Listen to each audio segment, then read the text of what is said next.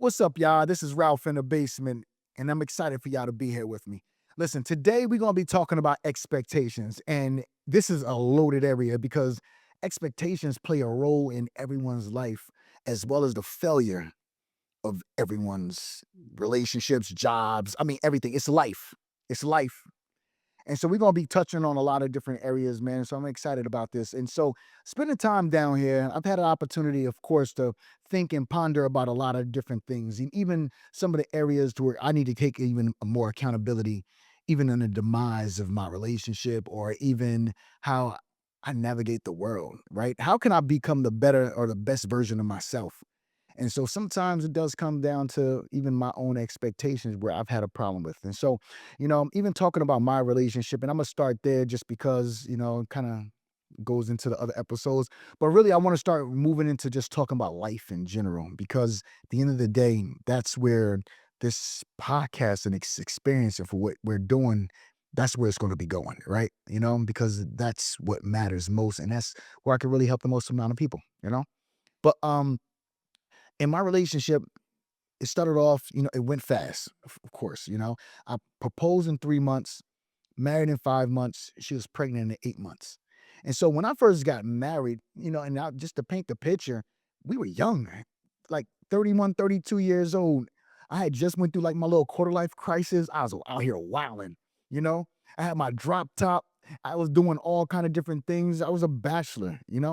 And then I made the decision because I was in a state of readiness, and I was like, all right, I'm ready to go and do something new and different. And we rushed into it. We just jumped in head first. Drew was in a position where she was getting her career back going because she just had her son. And so we was outside just wilding, just having fun, enjoying life. And we're like Bonnie and Clyde. You know what I'm saying? It was kind of dope.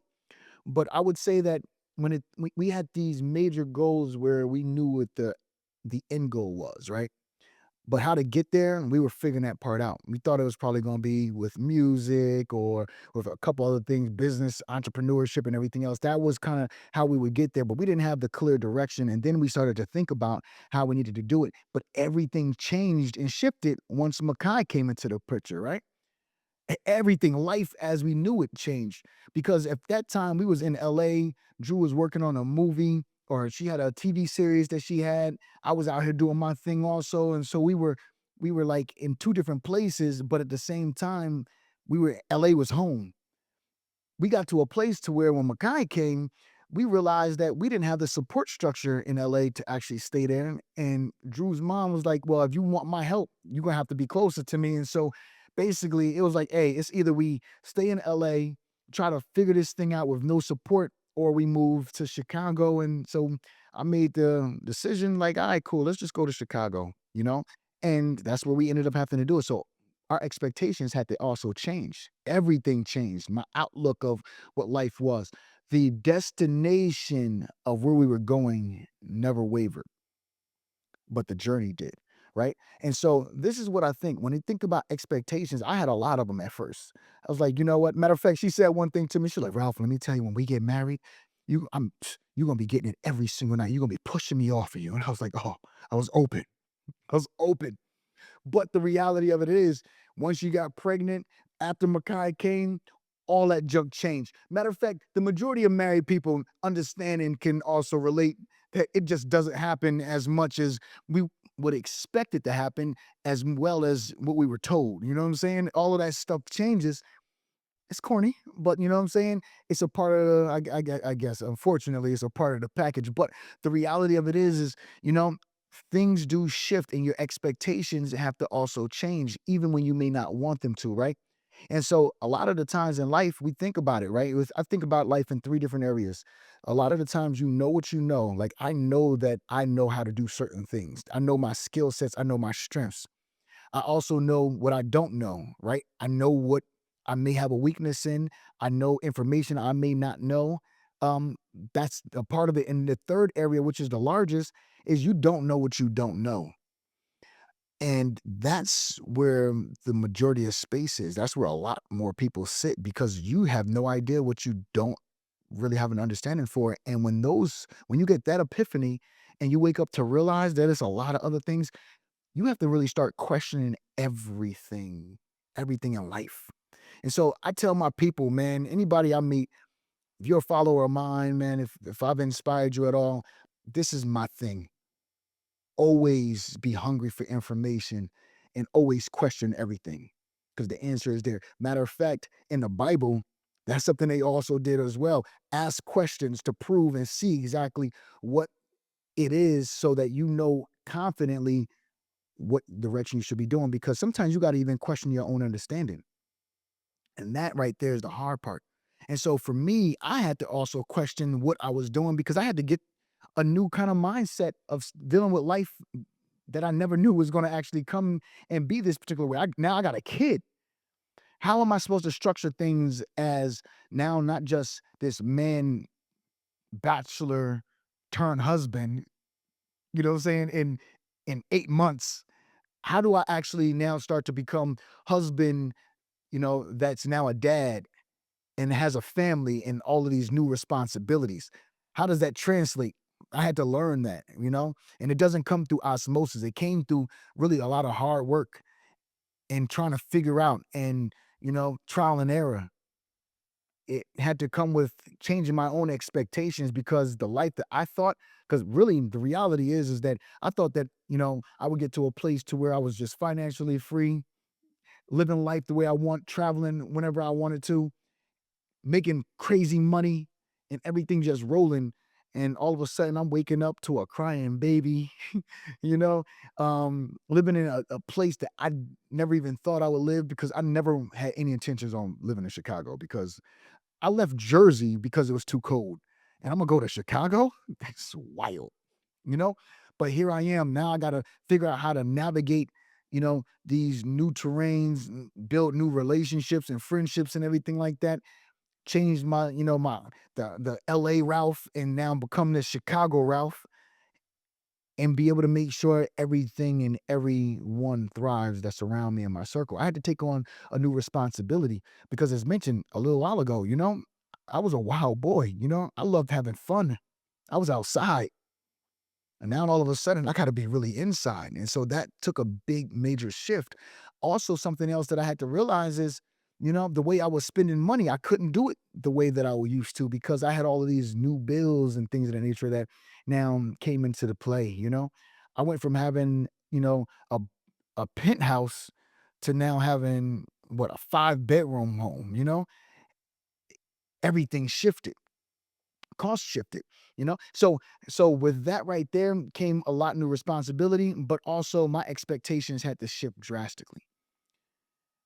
I realized also, I believe that when you do change directions, things do need to shift also because you need to change your expectations as well. And everyone needs to do it.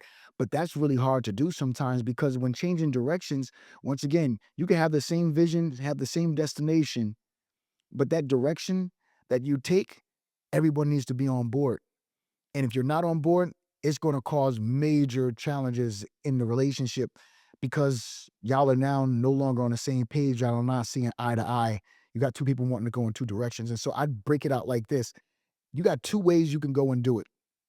Either one, you either see the direction that you're going and understand the journey has changed and get on board and be like, all right, cool. I'm on board. Let's go. I'm 10 toes down. I'm rocking.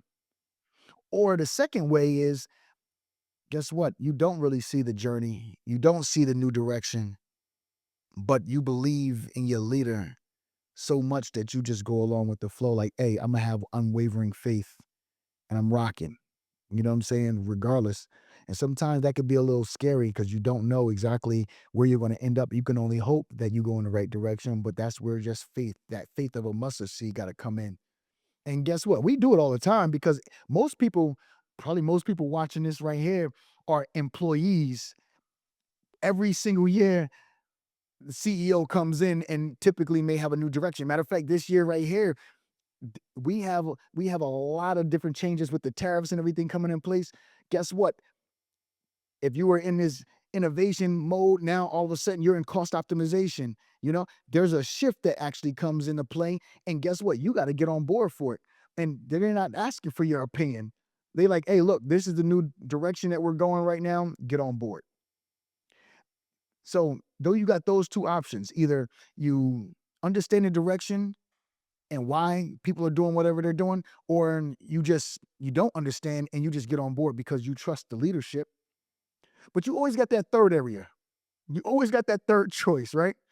And that third choice is just to leave. You don't understand it, you don't agree with it. It's really nothing else for you to do because it's either you're going to be down or you're not.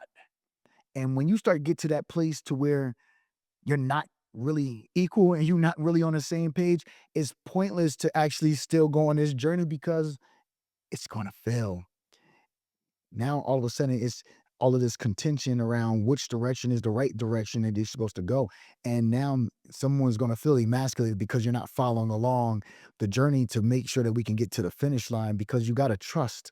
Either you understand or you got to trust, right? And so that's what I say, right?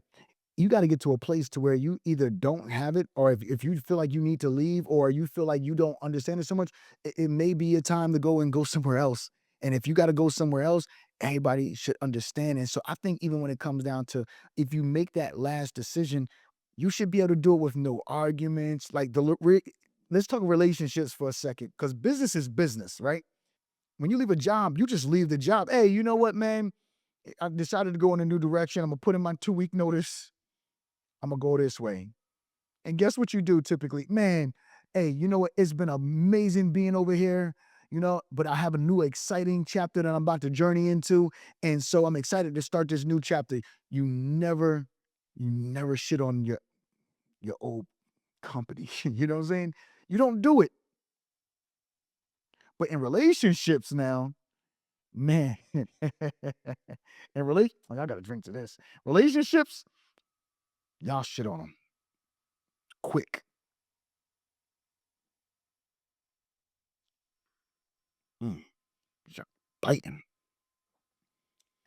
Look, and I really don't understand because I believe that if you start in love, you should still be able to end in love, even if your expectations and everything changes and you're no longer on the same page. Because if you think about it, right, this is where the breakdown in relationships really come into play, I believe, is when your expectations start to go off. You're no longer aligned, right? Because now all of a sudden you're not confident in the leadership. And so therefore you start now having problems. As a man, you feel emasculated, you know? You feel like your woman is not on the page or the same chapter with you. She's going in her own direction. And this is also a part of my breakdown as well, right? This is how my breakdown happened. That I believe I was going in one direction, like, yo, this is where we going. She's like, nah, we going this direction. I want to go and do this. And the reality of it is there are times when you can compromise and come up to a particular place. It's like, look, this is how we can, how you can win and I can win, and we can come together.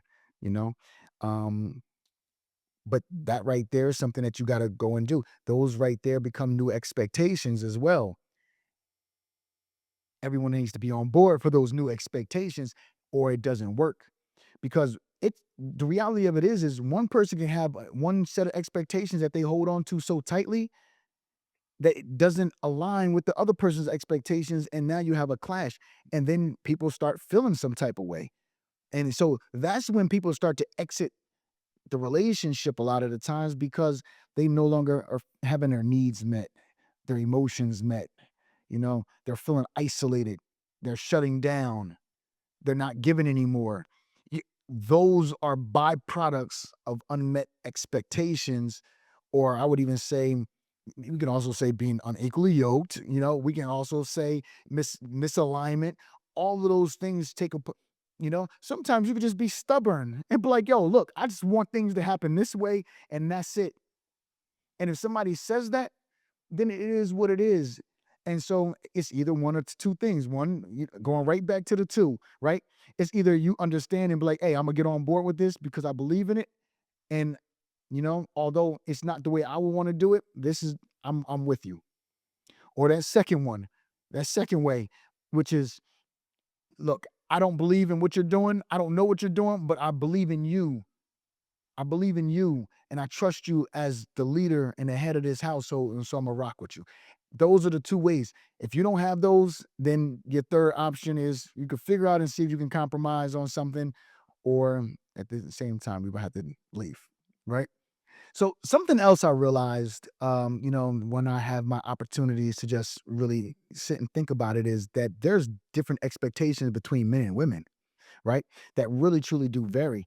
And so when you think about men, when they create expectations, a lot of the times men create expectations that turn into obligations. Where, and let me give you an example. As a man, I create an obligation, I create an expectation is like, hey, looks into this. I don't want you having to worry about paying the mortgage anymore. I'm gonna take care of that. And guess what?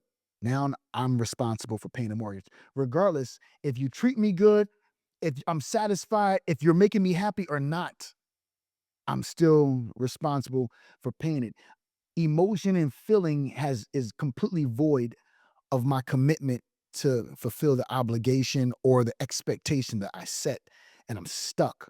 Where women a lot of the times create expectations, but they always can just get out of it, right? Let me tell you something, baby. I'm gonna go and give you a massage or rub your feet every night, or I'm gonna do this at this particular, whatever it might be, right? And that's the expectation that you have. But depending on how you feel, like I said before, Drew gave me the expectation. "Bro, let me tell you, when we get married, I'm gonna give it to you every single night," and that was a lie.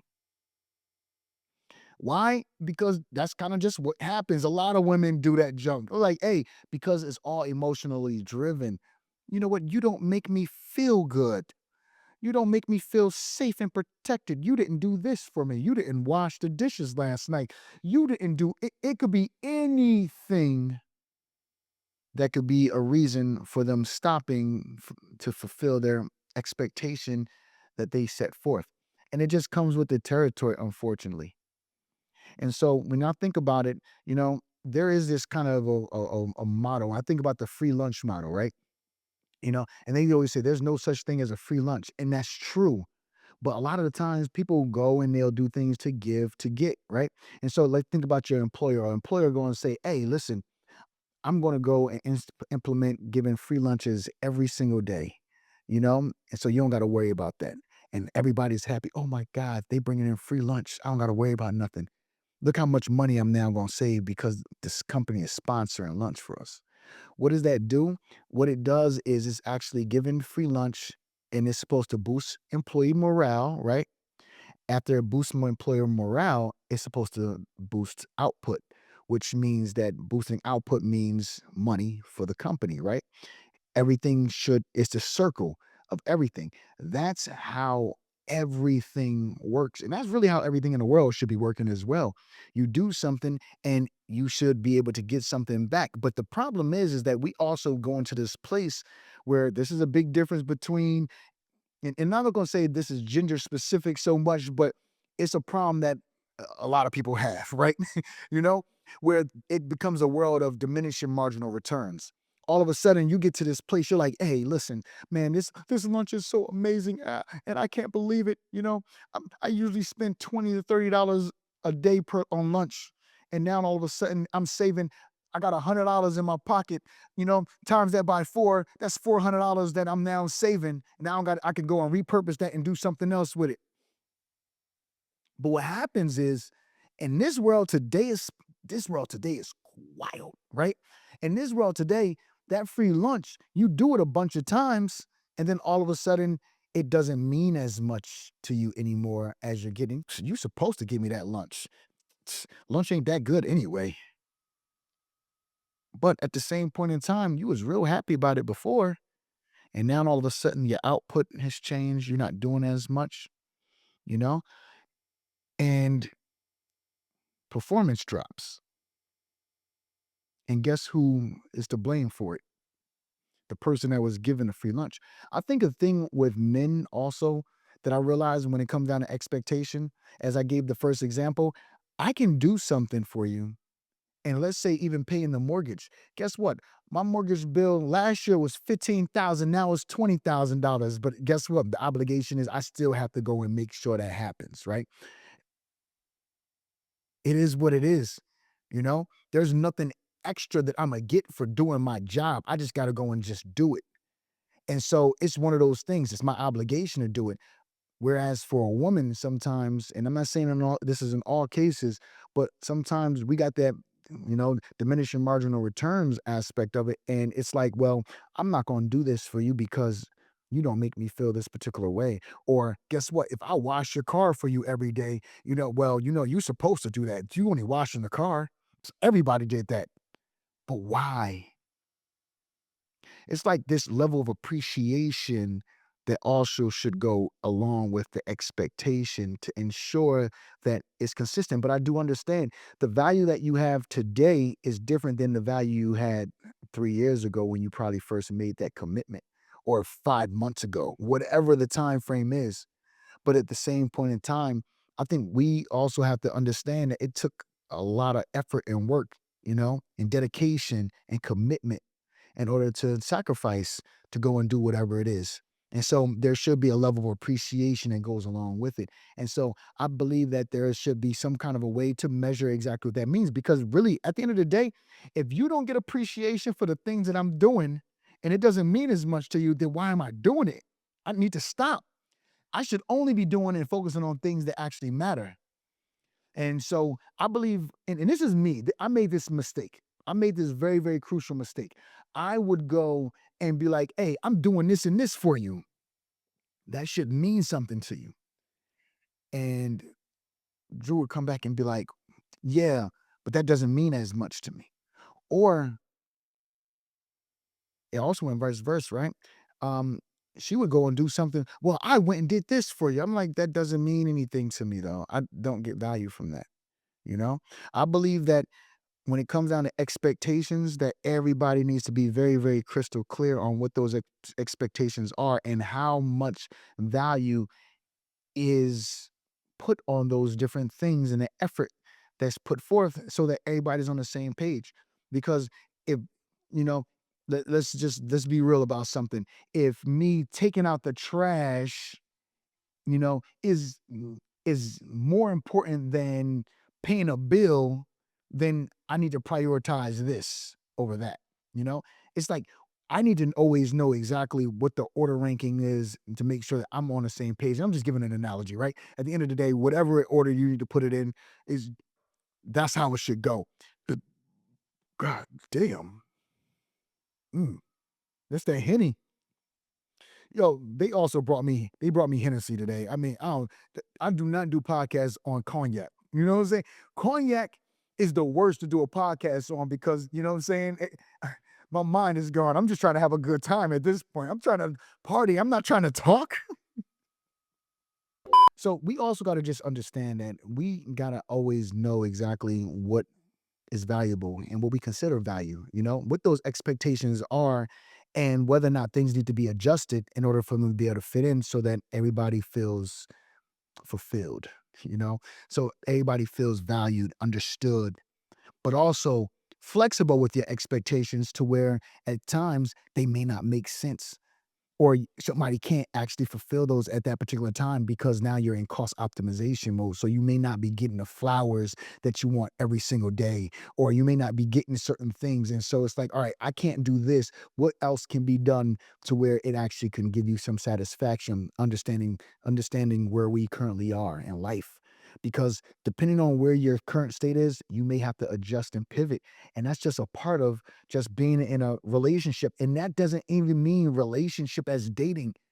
That also has everything to do with even in a business place, in your friends and family, everything, every aspect of your life. You have to go and make those hard decisions and just make sure that you understand where you are and to be able to limit some of those things. Because if you have unmet expectations and even expectations that no one even knows about, guess what you have now?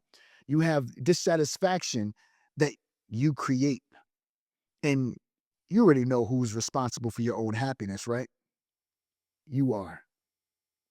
So listen, let's go and make sure if we're going to have expectations, let's make sure we can be flexible with them. Um, I know even with myself, as mentioned before, I believe a big part of my breakdown is because our expectations became misaligned, and that's okay. You know, everyone can be on a different page because you're a part of the journey or you don't want to be. Going right back to what I said earlier, right? You got those three areas. It's either you can understand exactly where we are and be on that journey. You can either say, all right, I don't know, but I'm gonna trust and follow because I believe in the leader, or you can say, yo, I don't like this and I think I want something different. And if you choose to go and have different, go for it. But there should never be a time where it's love lost. And I think there is also this aspect of not trying to hurt each other while you're going through that process. Because really, I believe that, as you can start a relationship healthy, you can end the relationship healthy also. And people do it. We don't need to go to war all the time. You don't need to have bad situations. Like real talk, one thing I love about our current situation is that Drew and I can actually coexist in this house and it doesn't feel toxic. It felt probably toxic at the very beginning because we was completely at war with each other, but right now it doesn't feel really that toxic. It's like I'm in my quarters, I could do whatever I need to go and do. The kids are thriving, they're having fun. The focus is on them, but at the same time our expectations have shifted in a way to where she's focusing on herself and the things that fulfill her, and I'm focused on the things that fulfill me. And so it's a beautiful, beautiful time right now. And ideally, once everything is said and done, we can actually be able to, you know, give each other a hug and, be able to even end in love. You know what I'm saying? That I believe is a beautiful thing. It's probably sometimes easier said than done, but I believe it's possible as long as you have the right expectations. Another area of expectations that I definitely would be remiss if I didn't talk about is that expectations sometimes people can play into your expectations as well. Like let me tell you something. Expectations is one of those kind of things that can be on board with you, but also people can go and create this narrative that they support something that they really probably don't support. That's why it's so critical to make sure that you're aligned, that you understand and you ask the important questions. Hey, so what are you looking for? Where are you going? Where do you see? Where do you want to be in 5 years? You know what I'm saying? 3 years, 5 years, 10 years. You want to make sure those. What do you think about kids? If you got pregnant right now, what would you do? Matter of fact, let's cook there for a second. Because one thing, even talking about the pregnancy aspect, man, I promise you, it blows my mind just watching these young dudes that are extremely successful be taken advantage of by these older women. And I get it. They open, right? You get you a little 35-year-old woman, you like 18, 19 years old, 20, you know, yo, you open. You don't even got your pullout game together. You know, you just open right now. And so guess what? That 35-year-old knows exactly what to do to you. They know exactly how to talk to you. The problem is, and this isn't for everyone, but for a lot, you got to understand something. And I'm talking strictly and directly to successful young men. You know what I'm saying? And matter of fact, some other ones, but really, I believe that a lot of women now are preying on that. And you got to understand, it's a lot of women that's being groomed just to go after y'all. Why? Because your sperm got a number on it. Your sperm got a dollar figure on it. And so it's easy for them to go and look at you and be like, ah, yeah, he's 10 million right here. It's like if you get yourself into a position where there's this woman and she knows exactly how to talk to you, you know what I'm saying? And she's talking that talk. She's doing the things that you like. Matter of fact, she got you open and she's talking to you like no other woman your age has been able to talk to you because they're not old enough. You know what I'm saying? They don't know. She got that wisdom that she's dropping on you. She's being there for you. She's comforting you. The reality of it is, let's be real for a second. You get her, she takes you home, or you go and take her to the house or whatever like that. You like, hey, and I'm sure your agents be like, hey, make sure you strap up. And I'm sure you do. Some of y'all. You know what I'm saying? I'm sure you do, right? You strap up, all right, one time, two times, three. It's three in a pack. What happens if all of a sudden you having that marathon? Now, at some point in time, it's coming off. And when it comes off, more than likely, you're not putting another one on. That talk be like, "Oh, hey, I'm clean if you clean." Then all of a sudden you go in or she just jumps on top of you. And then all of a sudden you get that call. Hey, I'm gonna let you know something. Got him. 10 million. I mean, do you not know? Do you not know? Because a lot of women, like, let me tell you, right? When I was growing up, being real with you, you know what I'm saying? Like everyone was scared. I was in college. So that was like everyone's worst nightmare is getting pregnant. So it was like, wait a minute, are you pregnant? Oh my, yo, everybody going crazy. But nowadays, if you got that dollar, you know what I'm saying? If you got that number on you, all of a sudden it's an amazing thing. Yo, they celebrating, yo, word is bond. I got 15 million. I got because that's the quickest and easiest way to come up. You know what I'm saying? Yo, have a baby by me, baby, be a millionaire. Look, it's the easiest way to come up, and y'all are getting got. Yo, y'all gotta cut that junk out. But I'm gonna tell y'all something, right? I'm about to say something that may sound so crazy is that it's genius. It's genius. This is probably one of the smartest things y'all could do, especially young, successful men. Matter of fact, even the older ones, because I'm tired of people getting caught up. Because you talk about expectations changing, your whole life changes once you have a baby. You have multiple with different women. Yo, every time that you have a baby, 10,000, 10 million, 10 million, 10 million, 10 million. And you can't be up in here raising broken families. I do not believe in men bringing children into this world and not taking care of them. You know what I'm saying? Me personally, I don't even trust men that don't take care of their kids. But at the same time, I can understand how situations happen, right? So this is the game, real quick. Let me tell y'all what y'all can do. So the first thing you need to do is go and put your sperm in a sperm bank.